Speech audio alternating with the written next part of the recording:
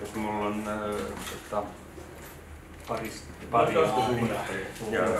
tuossa, niin mulla voisi olla semmoinen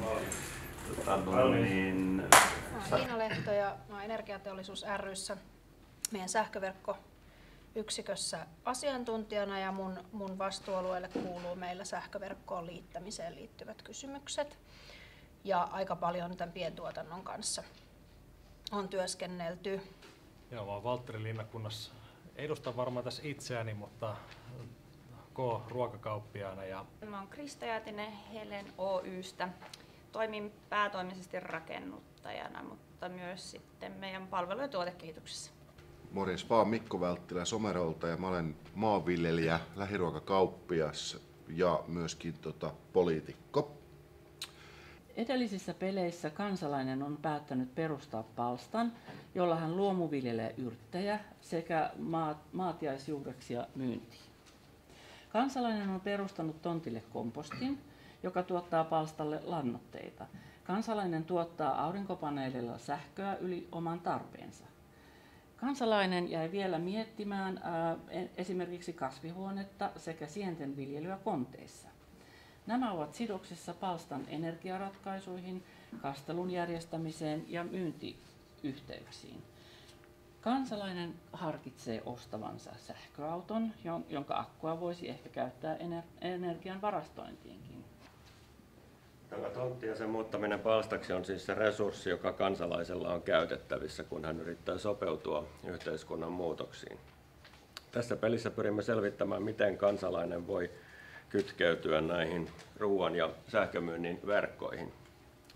Ja te asiantuntijat voitte vastata näihin kysymyksiin niin kuin omasta näkökulmastanne aina. Aloitetaan siitä, että millaisessa neuvotteluasemassa yksittäinen pientuottaja on. Jos on hyvä maanviljelijä, erityisesti nyt vielä niin kuin viime aikoina täällä päin on luomutuotteiden kysyntä kasvanut paljon. Että niin kuin siinä on tosi kiinnostava juttu, että olisi pienluomutuottaja, jolla niin kuin on helppo päästä kauppiaan kanssa puheille ja varmasti on niin kuin kiinnostusta siihen. Ja sitten niin kuin mikä on tosi mielenkiintoinen, nämä yrtit. Niin se on niin kuin kiinnostava, mutta se on niin kuin kaikkein ehkä haastavin tuoteryhmä taas johtuen siitä, että ne pilaantuu niin hirveän herkästi. Ja siinä taas mä arvostan ihan hirveästi sitä, että se tuote on erittäin hyvälaatuista tuoretta, kun se tulee meille. Et se on jopa niin kuin tärkeämpi tekee siinä kuin hinta.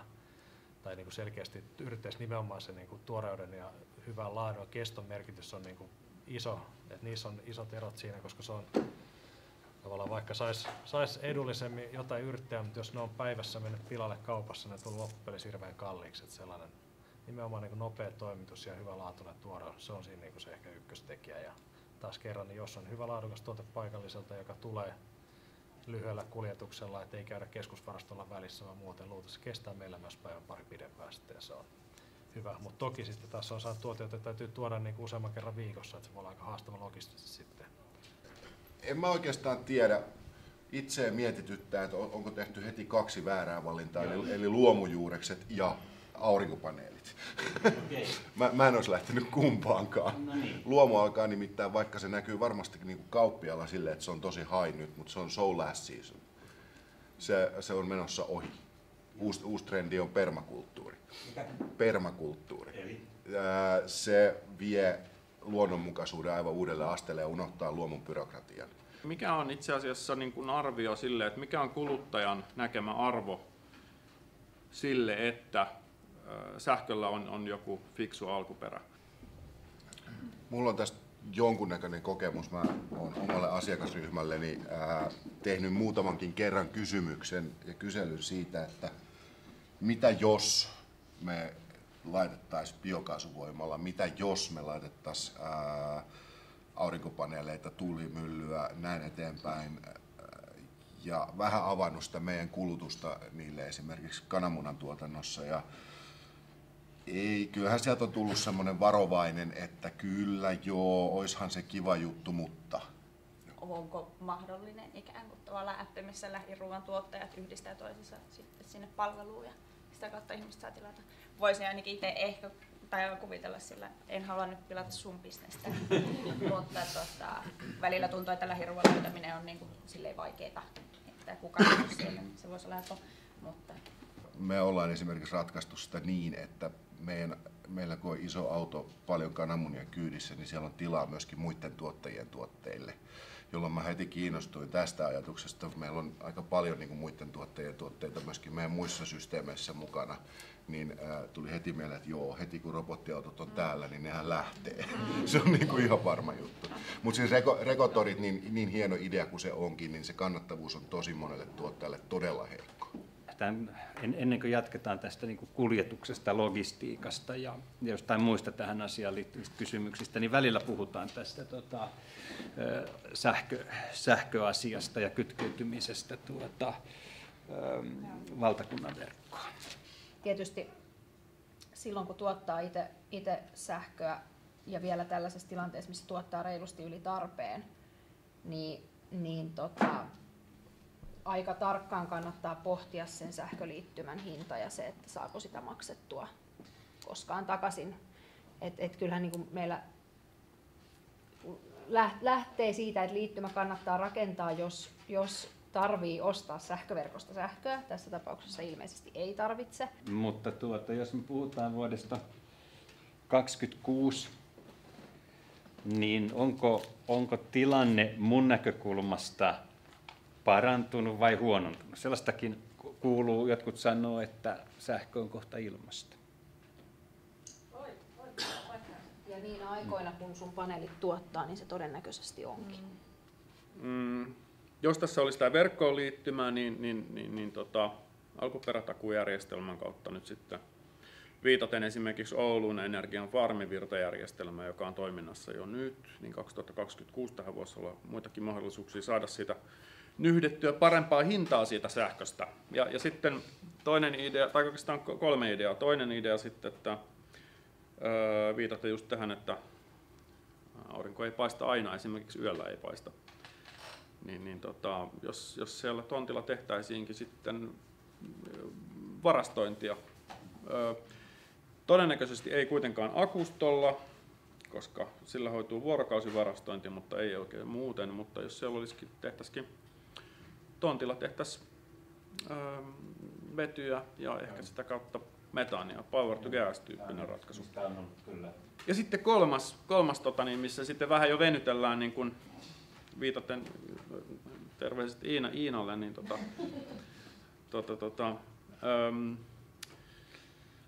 jos sitten sähköä lähtisikin ihan lähitontit, siinä voi olla jotakin maatilaa tai jotain sellaista niin kansalaisen kuuluisaa sähköä olisikin saatavilla sitten hyödynnettävissä niillä läheisillä tonteilla ja siitä voisi sitten tulla jonkunlainen arvo.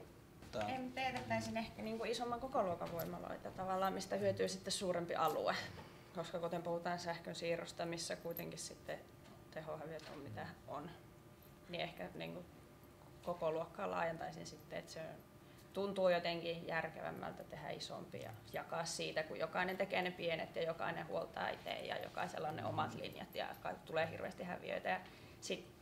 Ja hyötysuhteessa jonkin verran sit voitetaan, mitä vähemmän on siirtolinjoja. 2026 on ihan realistinen aikaikkuna siihen, että siirtohinnoittelu tulee muuttumaan rakenteena. Se, että se on sun vuotuiseen maksimitehoon perustuva joku hirveä piikkihinta, niin sitä se ei tarkoita, mutta se, että siihen otetaan teho. Tämä hinnoittelun muutos tulee johtamaan siihen, että mennään osittaiseen ja jopa täyteen off-gridiin pikkuhiljaa. Ihan vain sen takia, että osataan laskea, mikä on edullisin vaihtoehto. Mutta sitten tässä Kristan kommentissa tuli yksi hyvin keskeinen juttu, kun Krista sanoi, että rakennetaan isompia laitoksia. Tämä on itse asiassa nyt keskeinen juttu, että kuka rakentaa, kuka omistaa. Onko se kansalainen, onko se energiayhtiö? Tämä on niin ihan keskeisimpiä kysymyksiä, mitä tässä pelissä on, koska nyt tietenkin pientuotanto, lähituotanto, myöskin energiatehokkuustoimenpiteet, niin nämä on silleen erikoisia, että ne ei olekaan enää energiayhtiöiden tehtävissä olevia juttuja. Ja aurinkosähkö nykymuodossaan on investointi, joka on kovinkin kannattava sähkön käyttäjälle. Kauppa on erinomainen esimerkki siitä, että se on hirveän kannattava. Sähköön menee päiväsaikaa ja paljon, kylmäkoneet, jauhaa, valaistus on päällä ja niin edelleen. Mutta sitten taas energiayhtiön näkökulmasta aurinkosähkö ei ole kannattavaa tällä hetkellä, ellei lähdetä tekemään jotain kikkailua, vaikkapa nimikkopaneelijärjestelmää tai semmoista. Mutta just tämä kysymys, kuka investoi, kuka omistaa?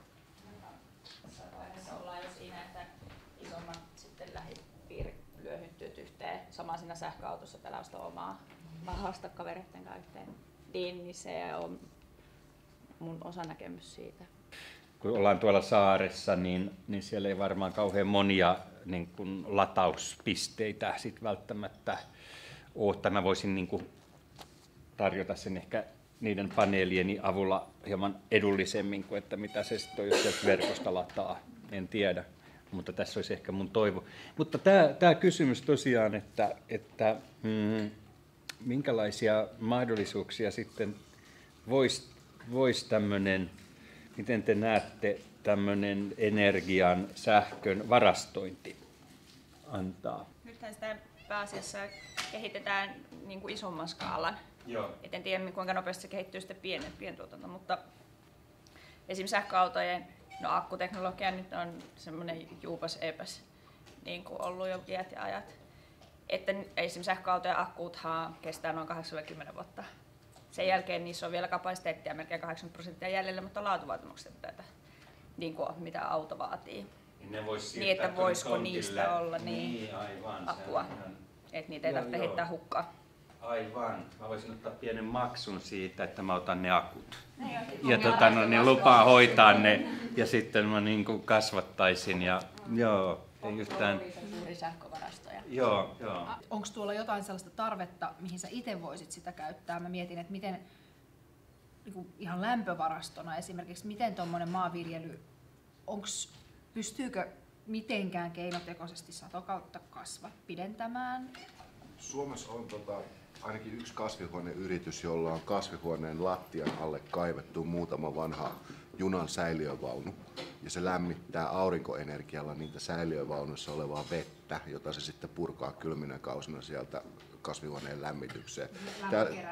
Lämpökeräimillä se on tehty, mutta voisi sen tehdä paneeleillakin, miksei. Niin tällaisia vaihtoehtoja on olemassa. Sillä voi niinku kasvihuonetta pidentää sitä kasvukautta. Voisiko siitä niin tavallaan löytyä sitten, että sellaisia, mä en tunne niin kuin tuotantoa niin hyvin, mutta jos siellä olisikin kasvihuoneessa sellaisia tuotteita, jotka olisi paremmin viljeltävissä, jos ne olisi vähän lämpimässä. Just jollain tuollaisella niin kuin veteen, joka olisi varmaan kaikkein halvin varastointi kuitenkin sille niin kuin ylijäämäenergialle. Jos sillä saisi päivään pari tuntia lisää valoa, lämpöä ja sitten vaan valitsisi sen niin kuin tuoterepertoarissa, että se hyötyisi tavallaan siitä lämmöstä vähän. Se saisi tavallaan se ylimääräisen energiaa myytyä mulle kauppaan sitten. Sitten on yksi tärkeä asia. Lannoitteet.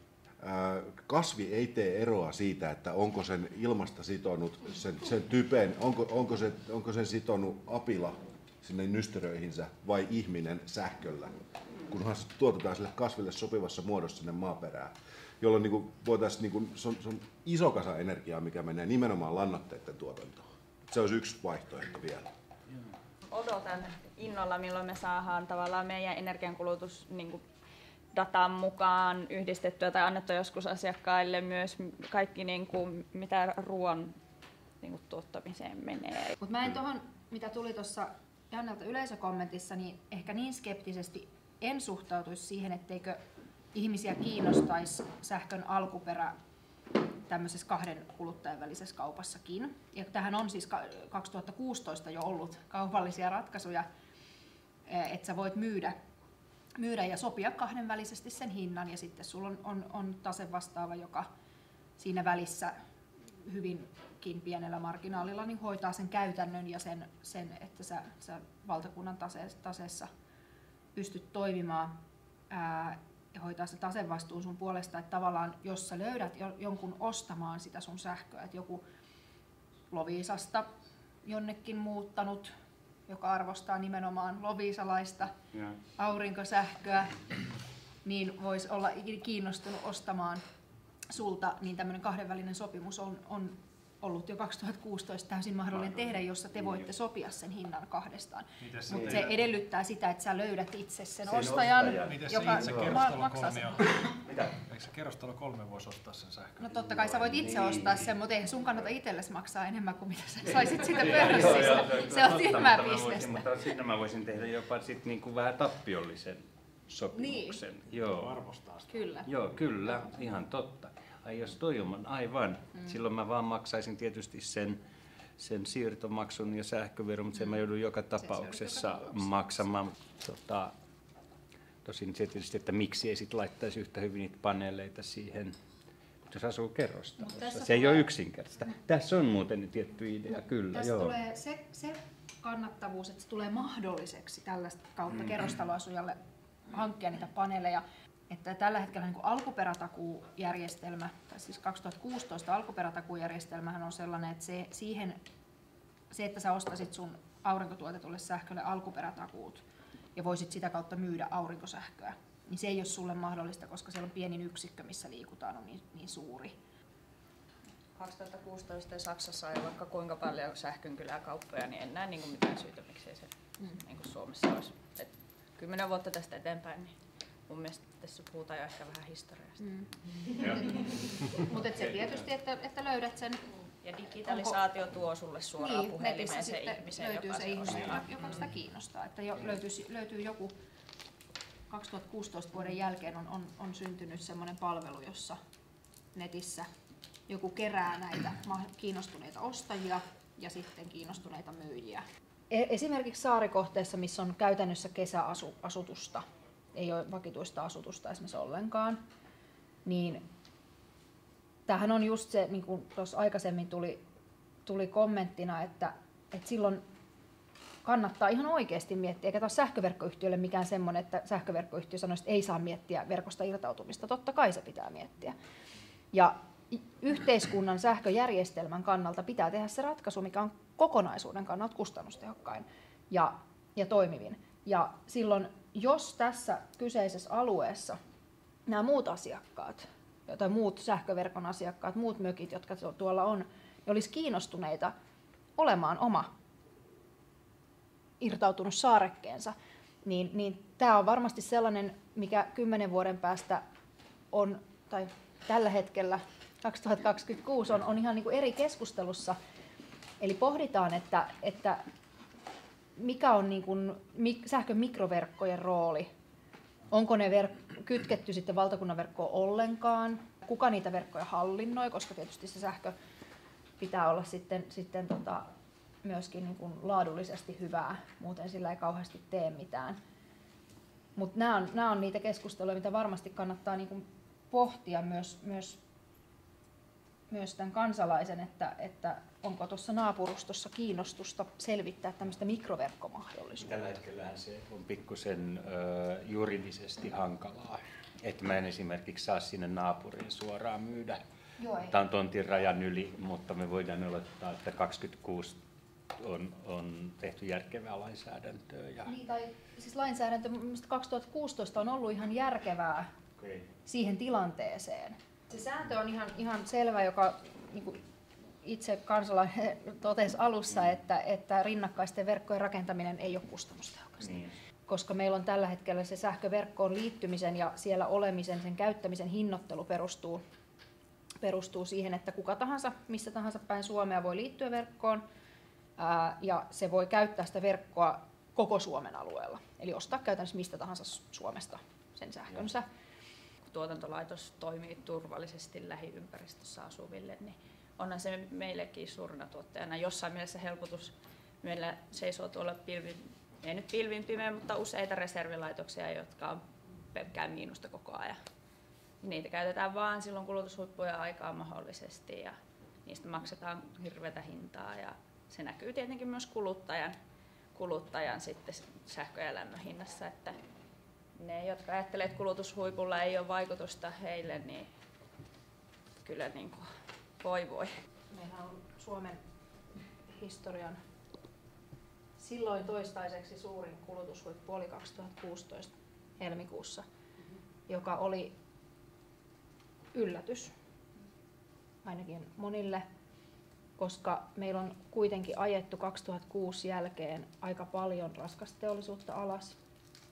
Meillä on aika paljon tehostettu energian käyttöä eri sektoreilla, mutta se on huolestuttava, että samalla kun meidän energiankulutus vähenee, niin meidän tehohuipukkuus kasvaa.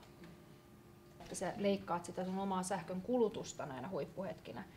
Niin tämän tyyppisiä palveluita on rankasti kehittymässä.